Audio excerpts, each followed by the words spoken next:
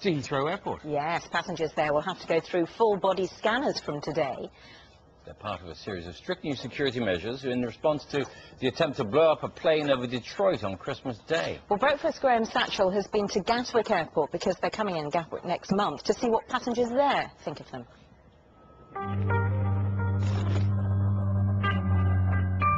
An endless stream of passengers heading for security at Gatwick Airport. We're used to taking off shoes, no liquids, the pat-down.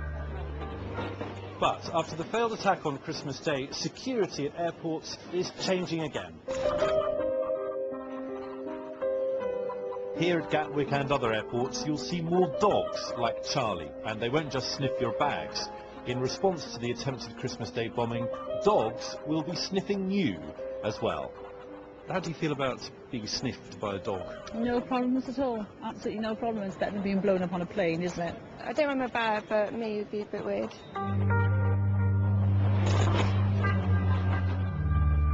Another change, there'll be more swabbing. Laptops, wallets, phones, anything you've touched will be swabbed to check for explosive material. Perhaps the most controversial new security measure, the body scanner. It produces a virtually naked image of the passenger. Heathrow start using them this week. Gatwick will get theirs next month. Are you comfortable with someone seeing what is effectively a naked image of you? I've got nothing to hide, as long as all the data's kept securely and what have you. It's all for safety. I'm all for it, yeah.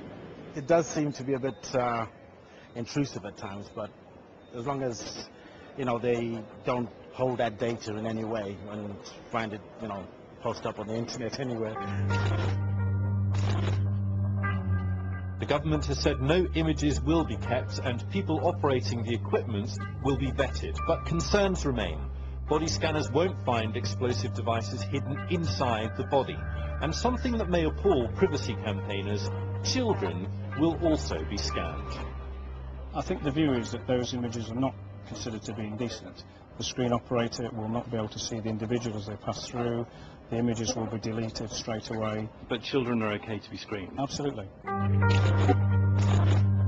So from now on, we could be frisked, sniffed, swabbed, and effectively looked at naked before we board our flight.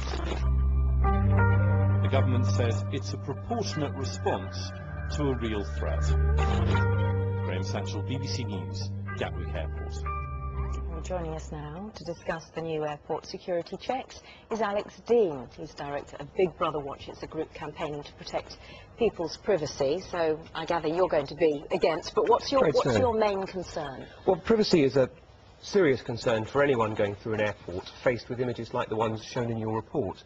I think this is just another erosion of our freedoms and our civil liberties. I also think these images are really quite graphic in what they do show of our bodies and quite disappointing for security advocates in what they don't find in terms of explosives. But those images are not, on the privacy issue, the images are not stored. They can't be stored. So well, as soon as they're seen and monitored, that's it, they go. Well, first of all, so we are reassured. Let's remember this government's record on data security is appalling.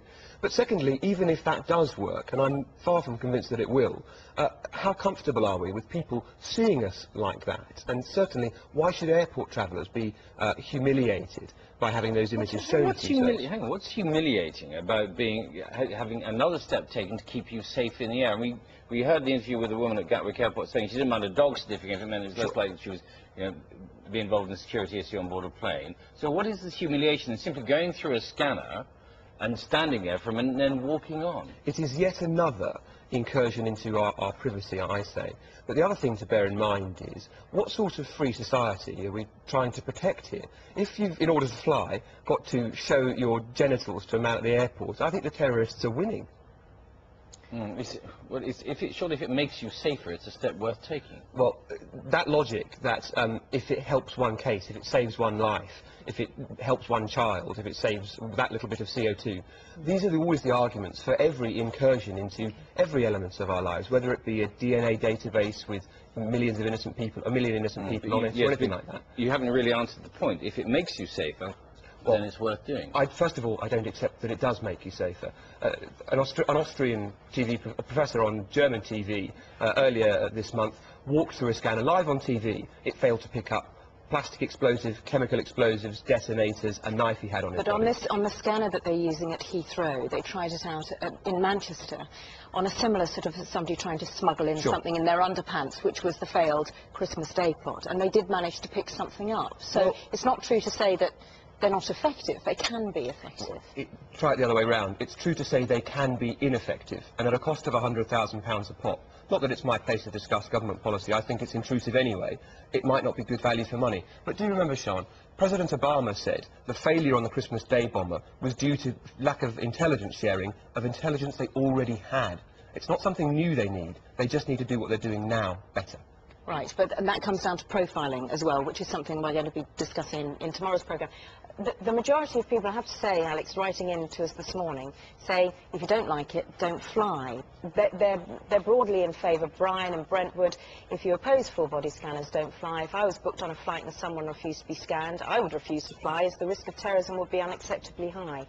On the point about children, they must also be scanned, as otherwise they could be used to carry explosives through. And this one from John, he can see a few problems, but he says there will be some groups that will complain. This must not be permitted. No scan, no flight. Don't like it, don't get on the plane. I understand that in the aftermath of something frightening like the Christmas bombing, we can sometimes overreact, Sean. But let's remember that when the IRA was active in this country, on any measure in terms of actual results from terrorism, a more dangerous and effective group than Al-Qaeda in the United Kingdom, we didn't allow them to change our way of life, and we didn't allow them to undermine the way that we live under the law, free under the law. And this, I'm afraid, I think is a complete overreaction. Disproportionate is what I'd call it. All right, Alex, thank you very much. Thank you.